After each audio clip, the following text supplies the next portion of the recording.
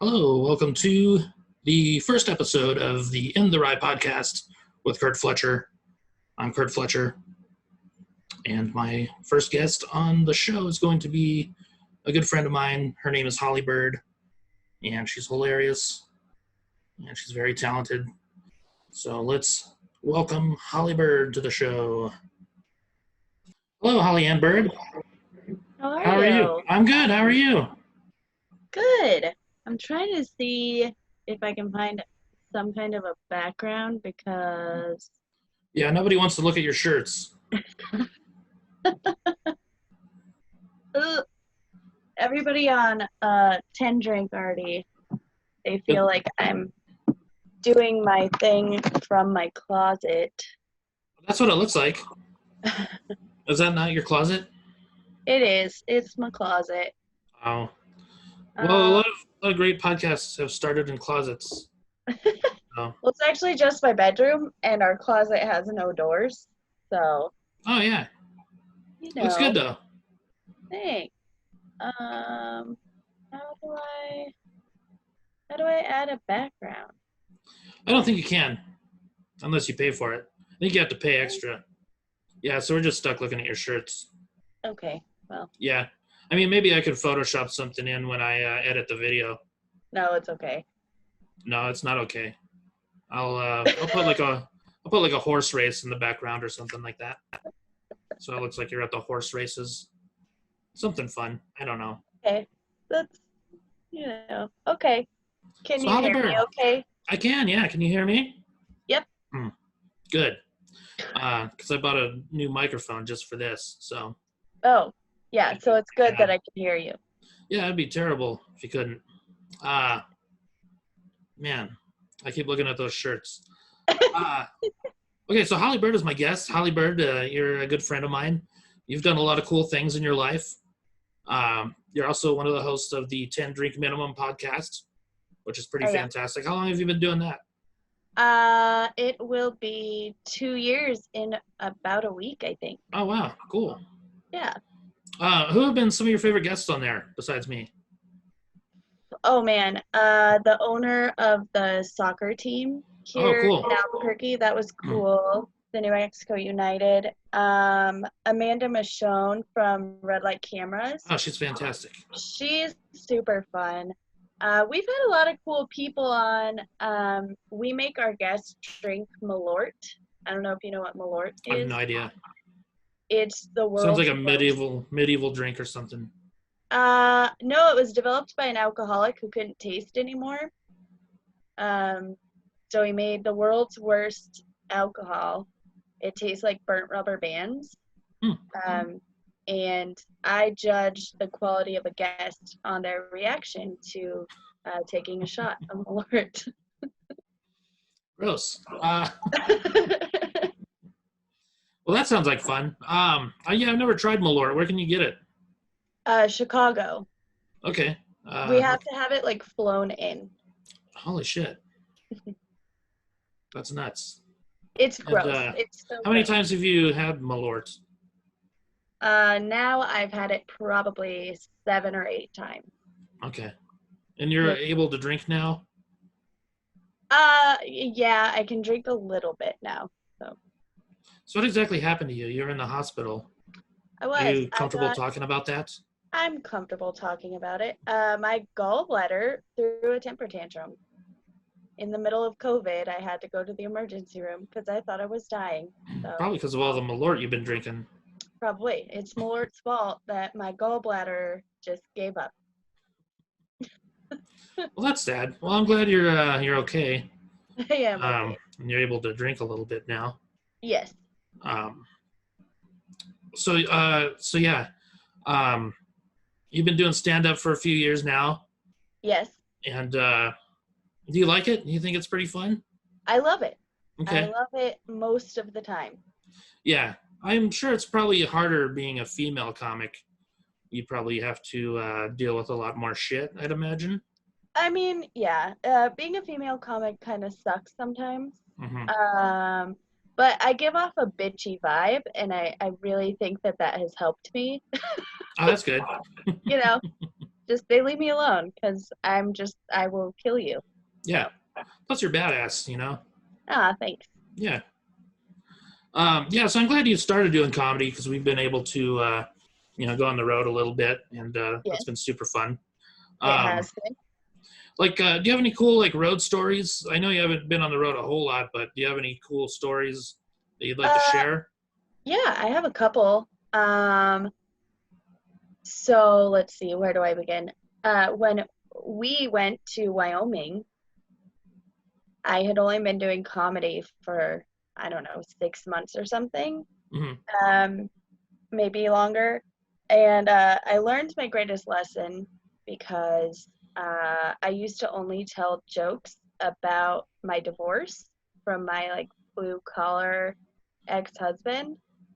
And we went to Wyoming, and my first show in Wyoming, I completely bombed because the whole room was just basically my ex-husband.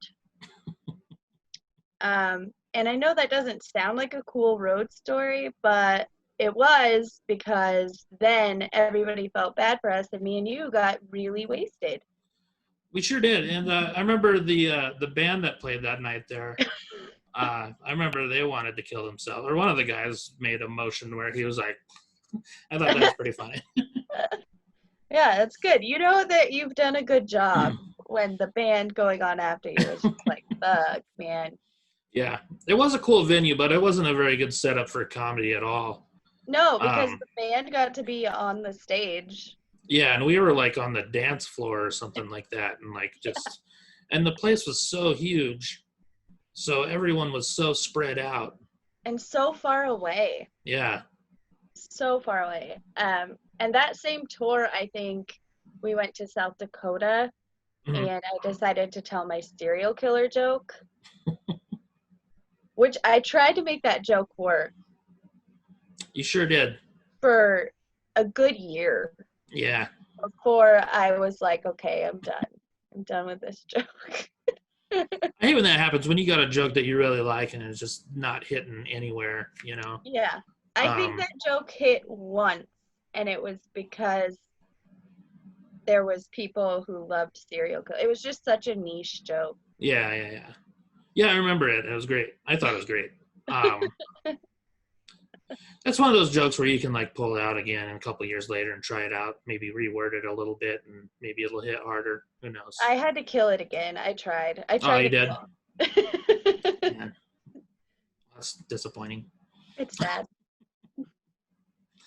But I mean, we've been on a lot of adventures. Like we went to LA, and that was fun. That was fun. We saw a fake leg on the side of the road. Oh my god, yeah, we did, and we wanted to bring it home. We should have. I wish we went on the freeway. Yeah, that would have been a fun one. Yeah.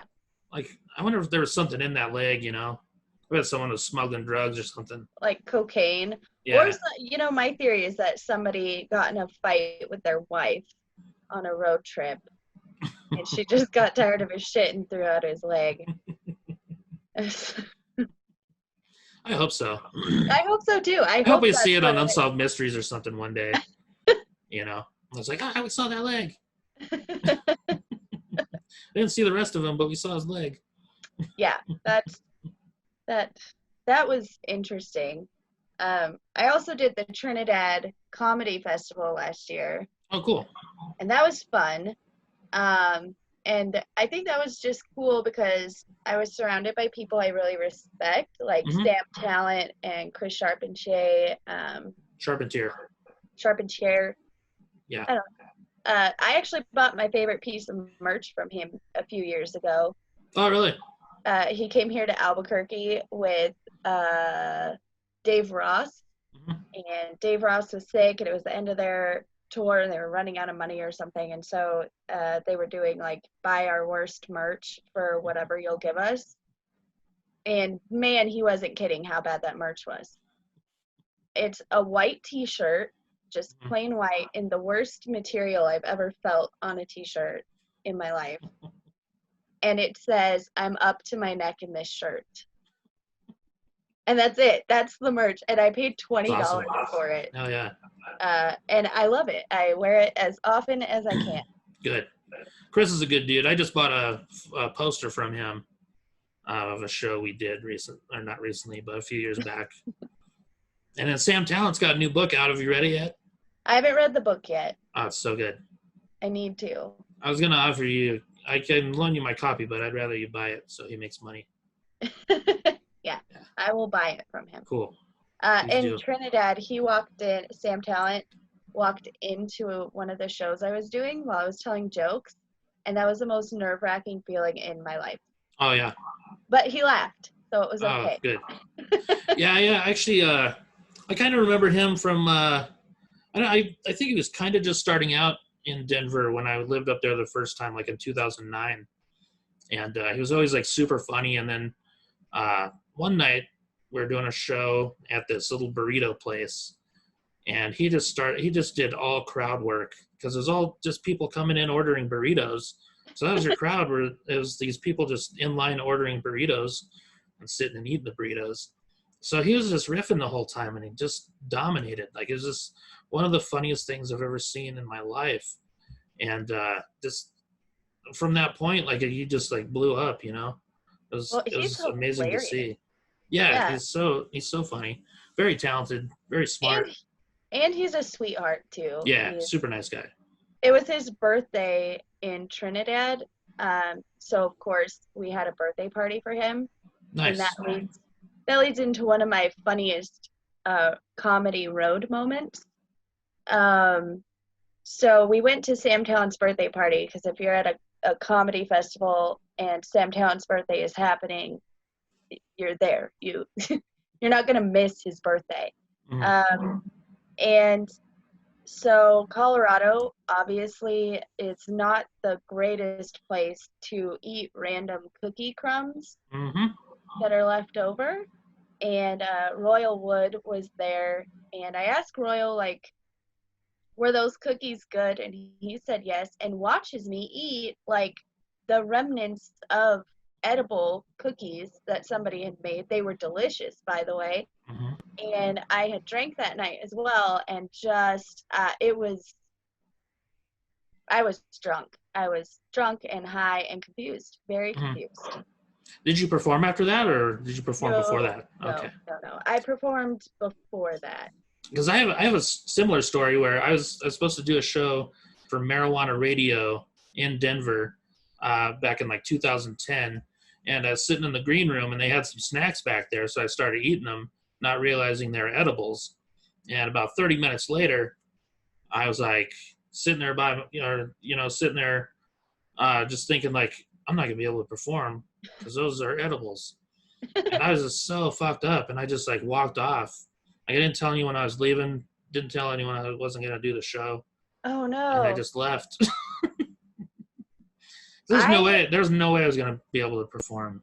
Edibles are crazy. I've had a couple of run-ins with edibles. I had one situation where I was supposed to cover hosting a gig for somebody here, and I took an edible at like, I don't know, 9 a.m, and the show didn't start until, I don't know, 8 or 9 o'clock at night. So I thought it would be okay. Well, the edible didn't hit until about 5, and it just kept getting worse. And the venue that I had to host at is this weird little place called Red Velvet Underground. And there is stuff everywhere, and it's just a weird vibe when you're super high. So it's a weird vibe when you're not high. Yeah, it's a weird vibe no matter what. And then somebody brought like a 9-month-old baby, and it was sitting in the front row staring at me while I'm trying to do comedy. It was and then I also one time ate an edible and then couldn't talk. When I get really, really high, I think I'm talking and I'm not. I've had nights like that. And I got on stage and thought I told my set. But I just stood there. And people laughed. Oh, yeah. But I really started tripping out when I got off stage, And everybody was like, way to hold the silence. That was great. And I was like, what are you talking about? I just did 10 minutes. Like, yeah. Oh, wow. Where was that? That was here in town somewhere. Oh, yeah. Well, okay, I wanted to ask you about your experience with the James Douglas show. Okay. You went on tour with those guys for a while. Yeah, like I was. You have any cool stories from then? Let's see. Gosh, that was so long ago. Oh, I know. I was just I just hung out with Delmon the other day, and he was telling me that you toured with him and stuff like that. Yeah, so I was an assistant to one of the guys in the band, Mike C, and I ended up getting wrangled into like helping them all the time. Mm-hmm. And the first time I had to help them load in and load out, because they were a huge band. They had drums, they had horns, they had guitars, they had keyboards, like everything. It took us, I think, a good hour and a half to 2 hours to load in and load out. And I felt like I was dying. Well, then halfway through the show, we this lady who used to work with us, I can't remember her name, but she loved Four Loko, like way back when Four Loko was like scary and insane. And we would drink Four Lokos and nobody would like think anything of it because they were in those cans that look like, I don't know, Arizona iced tea. And when we had to load out and load the trucks back up, I was so drunk and got so nauseous and threw up on the side of the road. That sounds fun. It was fun. It was a great time. I'm really a delight to tour with. No, actually, but we had a lot of fun. I saw a post from Mike C the other day. He said he was asked to be in the band that was in that movie Coming to America, and he turned it down. Yeah, That's crazy. It is insane. He's had a crazy career. Like, yeah. And he's so humble about it. Like, you basically have to pry things from him. Yeah, because you've told me a lot of stories about him, and like just seeing his posts and stuff, and I've met him in person. Like, you'd have no idea that he's worked with so many great people, because he doesn't brag about it. No.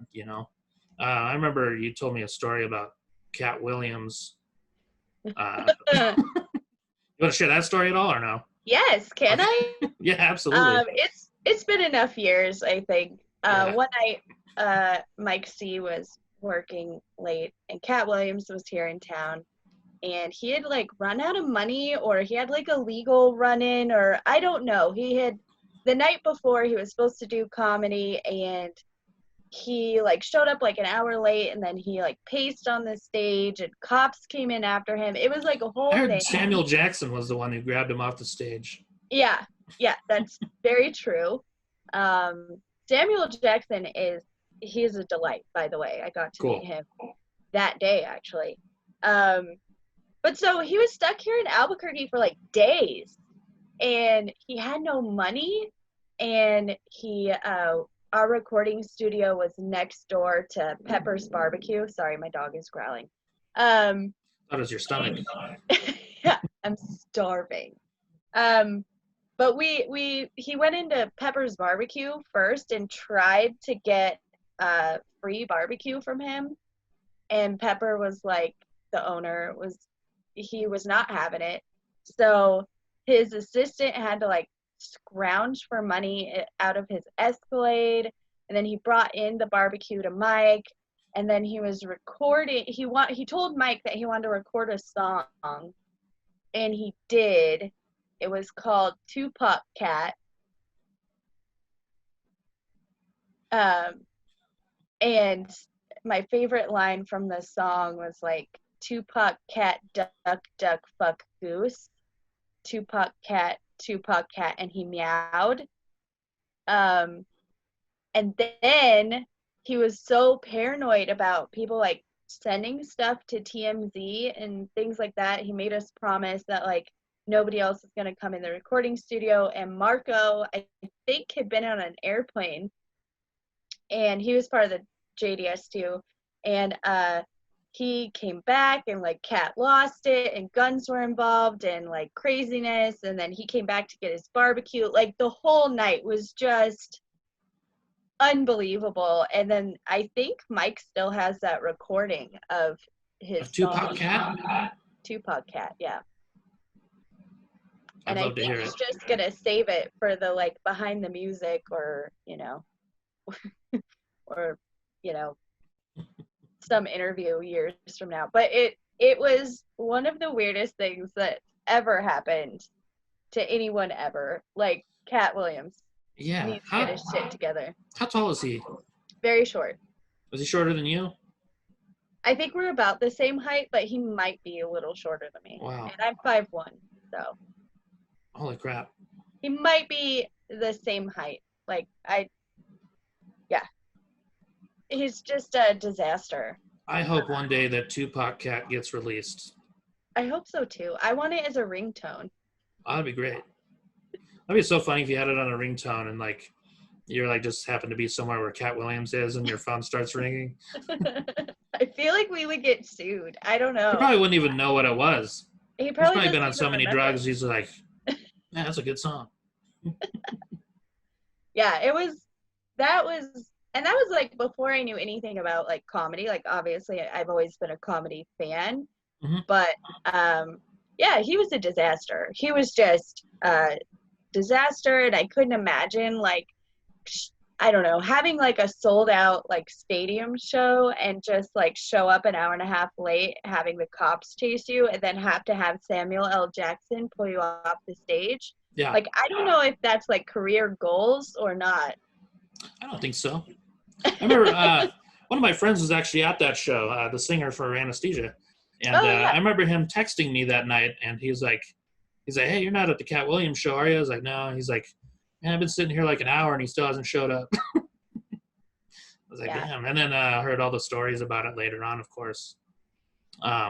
It was crazy. And we were involved, I think, I don't remember how JDS was like involved in like the actual booking of the thing, but like he tried to say that the management didn't pay him and all this stuff, and we knew for sure that he did, and he just showed up like a complete wreck. Like, yeah. Well, JDS opened for him, didn't they? Yes. And they had another gig that they had to get to? Yeah, so that was also the craziness of that night, is we had to load in there, get everything situated, open, then load out, haul ass to another location. And while we were, I think JDS had already started playing, like people were texting us, like people's phones were blowing up, just like, what is going on? Why isn't Katt Williams here?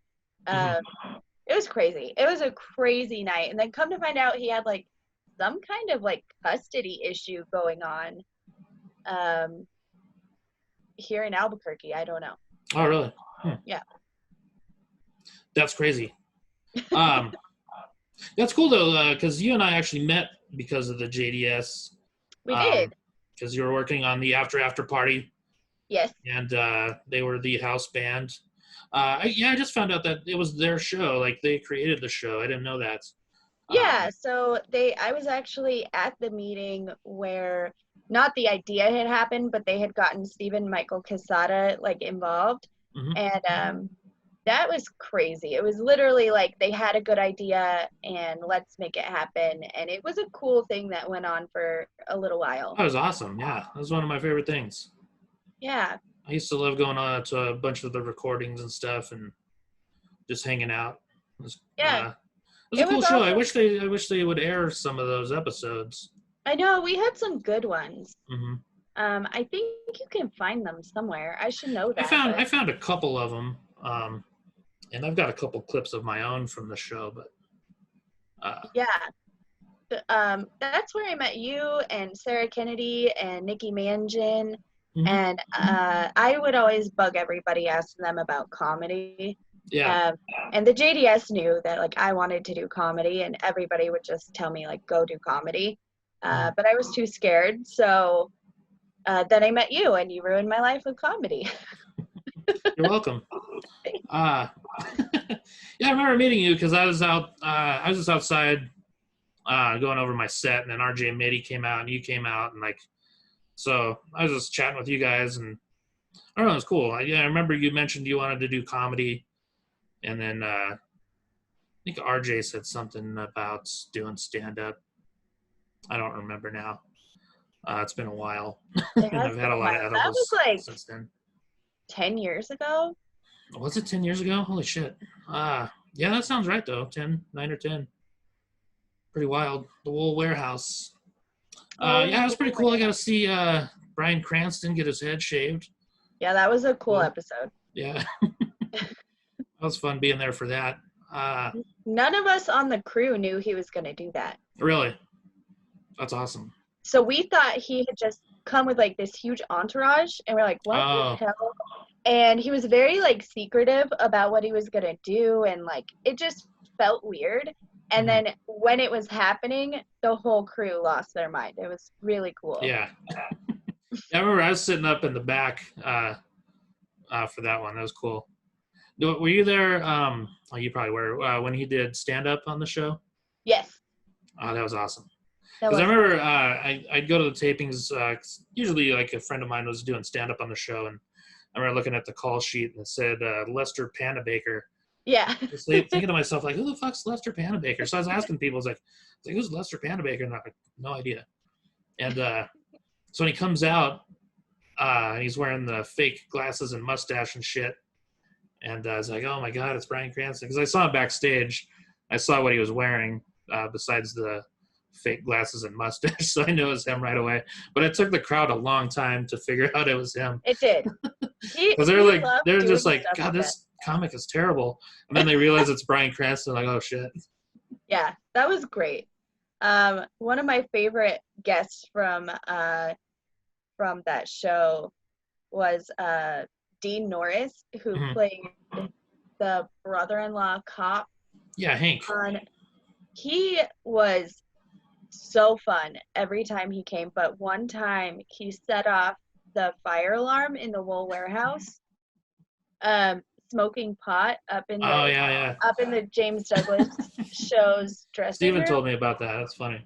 Yeah, and like the thing about it is like the Wool Warehouse burnt completely down years ago. So their fire alarm system is crazy, and when it went off, he took off. He was like, bye, because yeah, that was fun. Oh, how funny. I never did get to see any of the episodes that he was on. I wish I had, though, because Steven told me some funny stories about him. He's crazy. He is so much fun. Yeah, I bet. Yeah, he seems like he'd be a really down-to-earth dude. He's a great actor, too. Yeah, and he's like a husband and a dad of 5, so like when he's like out, like not at home, he's wild. Oh, I bet. He just lets loose, and he makes sure everybody around him has fun. So. Cool. That's awesome. Yeah. How long did that show go on? It was I know it was like a little over 100 episodes, right? Yeah, I believe so. I'm not sure how many episodes it was.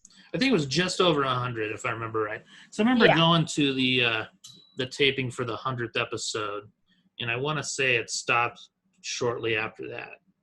Yeah. That's too bad you didn't get to do stand-up on that show. I know. It makes me sad. That would have been cool. I actually, I tried a new joke when I was filming one time. Like, just so stupid. Like, because I had just written the joke, and I wasn't planning on doing it. And I was like, I forgot my next joke, so I just threw that one in there. And I got a big laugh, so I was like, sweet. It awesome. Worked. And then, I love it when that happens. And then I was in school going to C&M a few months later when it aired, and this guy sitting next to me, he saw the episode like the night before, and he's like, dude, I saw you on TV last night. And then he mentioned whatever joke it was that was brand new. He's like, dude, that joke is so funny. I was like, oh, sweet.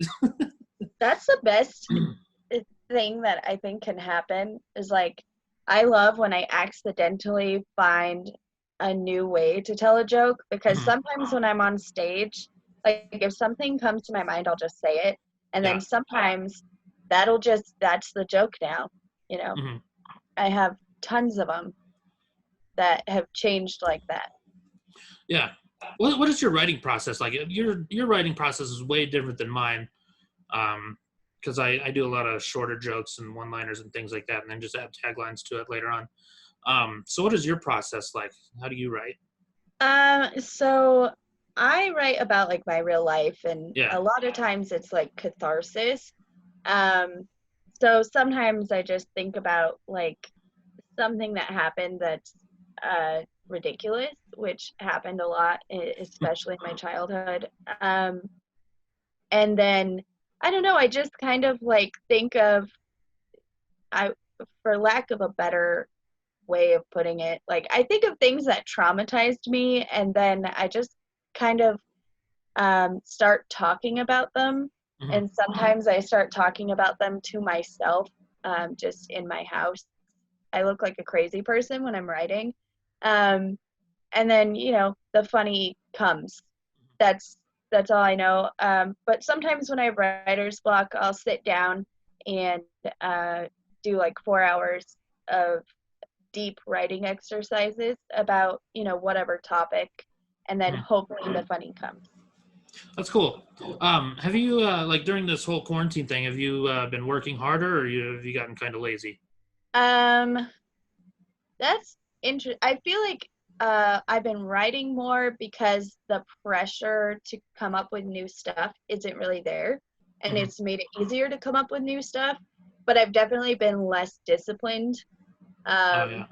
So I think I have like a good full 20 minutes of new stuff to try. Nice. When I come out. Now that's not saying that that's going to be good stuff. But it's stuff to try out. Yeah, and definitely hopefully it'll be a solid 5 at least. Yeah, hopefully. That's what I'm hoping for, is 20 minutes turns into at least 5. But my stepdaughter has been inspiring me a lot, because she either reminds me of things from when I was a kid, you know, things that happened to me when I was little that were ridiculous, or like she does something ridiculous, because she's 4, so she says really funny things a lot. And also being a 4-year-old is kind of funny. like learning to be a human is interesting. That's so fun to watch. Yeah, it is. She had her first shark a few months back, and I wrote a joke about that, and that went really well. Yeah, I wish I could remember my first shark. I don't think you do. She was very upset about it. So yeah, I'd be pretty upset too. So you just think it's a fart, and then you're like, "What is this mess?" Yeah, you know? She felt betrayed. You know, I did everything right, and this still happened. Well, I'm excited to hear your new material, even if it doesn't pan out. I've not been writing jokes at all. I've been working on. I've been working on sketches and screenplays, and so I haven't even really looked at my comedy much, except when I performed in Tucson, and I had to listen to my album just to remember some of my material. And then after the weekend, I went back and listened to my recording. And was like, man, I forgot so many jokes to do that weekend, but it went fine. Yeah, you always do fine. Well, thanks. So yeah, I'm submitting a writing packet to SNL tomorrow. Try and get a job writing for SNL, which would be pretty cool. I was supposed to try to do that as well, and I'm the opposite of you. I've been writing more jokes, and my other writing, I'm having major writer's block. Oh, really? Yeah. Yeah, I'm the opposite on that. I haven't really been focused on writing jokes. I keep writing down ideas and stuff, but I guess I should go through and hash them out. Do an open mic whenever stuff opens back up and stuff. Yeah. Yeah, so it'll be fun to get back. Are you going to come to my open mic? Yeah, of course. It's on, is it Monday nights or Tuesday? Mondays? Monday nights, yeah. Is it still in the same place? So it seasonally changes, but they're next door to each other. So in the summer, it's in like an outdoor kind of place. And then in the winter, we move it down to the speakeasy. Very, very cramped. So cool. I don't know where we're going to be when everything comes back. Okay, well, yeah, I'll definitely come to that for sure. I'm going to ask you another. I remember you told me a long time ago that you were in a band, Tool cover band. Yeah. What? Tell me about that a little bit. I was in a Tool cover band when I was young. It was called Maynard's Dick. Yeah, Maynard's a big stand-up comedy fan. Yeah, he is. He loves stand-up comedy. I don't know. He's a big Bill Hicks fan. Yeah, which I'm a huge Bill Hicks fan, but he put Bill Hicks in a few Tool songs. Mm-hmm. And Bill Hicks, I think, is one of my biggest influences. I think maybe my style's a little different than his. Well, my style is kind of like his, but my I guess my subject matter is a little different than his. Yeah, me and a few of my friends had a Tool cover band called Maynard's Dick, and I sang. That's so cool. How long was that? How long was that a thing? I think it was just like a year. It was just for fun. Okay, you didn't play like any shows or anything like that? I think we did one little tiny, like our friends had like a house show. Yeah. We appeared there. It was cool. A lot of fun, but I have to tell you, like, I lost my voice so often. I bet. So, but that was my big singing career. Was it, did you get more nervous singing in front of that crowd? Or is it harder doing stand-up? Singing is harder. Yeah. I don't mind getting on stage anymore. Even in the beginning, it was like I would get nervous for the lead up. Oh, yeah. And then once I hit the stage, I was fine. I think because there's like that barrier of like, but when I'm I don't even sing in front of people anymore. It makes me so nervous. Yeah. I actually, I got to sing one time with this band when I was 16. I was skipping school because they were recording and I wanted to go hang out and watch them. And then my mom showed up and she got out of work early that day. And so she's like, "Hey, what are you doing here?" And I was like, "Oh, shit." And my friend Derek was like, "Oh, he's singing a song with us for our recording." And she's like, "Oh, how cool." So she didn't care that I skipped school, Yeah. And then so Derek's like, he's like, "Yeah, we're about to record it right now." And I was like, "God damn it." So he tells me to get there and he's like, "Hey man, you don't know any of our songs?" And I was like, "Yeah, I could probably sing Walk Among the Dead." And he's like, "All right, cool." He's like, "You sing the chorus." And I was like, "All right." So I started up and then I just sang the chorus to Walk Among the Dead. So my mom thought I was in the band. That's awesome. Yeah, it was pretty funny. Your mom's really cool though. Yeah, she wouldn't have gave a shit. I don't imagine she got mad at you for a lot because she's just so cool. Yeah, she's super cool. You're one of her favorite people too. Oh, sorry. I was just saying you're one of her favorite people. Aw, I love your mom. I always see her at my nail salon. Yeah, that's what she tells me every time she sees you over there. Yeah. She's like, "I saw Holly Hooker over there." She still calls you Holly Hooker. So one time, your sister commented on 10 Drink. We do like a live stream so people participate with us. And your sister called me a hooker. I think it's when you were on. Oh, probably. And Chris skipped over it and then later was like, "Somebody called you a hooker." And I was just like, no, it's their mom calls me that for fun. Well, yeah, because the first time she met you, I think, was when we were heading out to Farmington, right? Yes, with Cal Verducci. Yeah, so Cal Verducci was in the car and you and Crystal were in the car. Mm-hmm. So she thought we had just picked up a couple hookers to take with us to Farmington. And she thought that's how my life on the road works, I guess. I was like, great, I look like a hooker. That's awesome. That's just her sense of humor. She's cool like that. She calls everyone bitch. That's she does. Favorite word. I love your mom so much. Yeah, she's pretty funny. She cracks me up because you don't expect her to say, like, she looks so like unassuming and sweet, and she loves like Mickey Mouse and stuff, and then she calls you a hooker or calls you bitch And that's my kind of vibe. I like people like that. Mm-hmm. Yeah, she's cool. She's definitely where I got my sense of humor from. Yeah, she's hilarious. Yeah. How come your mom never did stand-up? Have you ever tried to get her on stage? No, I haven't. I should. We should do that. Yeah, that'd be great. Shit, that'd be funny. I wonder if she would do it. I know my nephew Hunter, he's done it a couple times. Hunter's hilarious. He loves it. He did the Comic Con with me a couple years ago. He went up on stage. He's so funny. Cute. Yeah, he's a handful. He is. So yeah, we only got a few minutes left on here. Okay. You know, my favorite thing about you is that you're a cancer survivor. You kicked cancer right in the tits. So fuck yeah for that. Congrats on that. Thank you. I'm very proud of you for that. Thank you. Yeah. So what do you got coming up in the future, Holly? Like what are your plans? Hopefully to never get cancer again. That'd be great. That'd be fucking fantastic.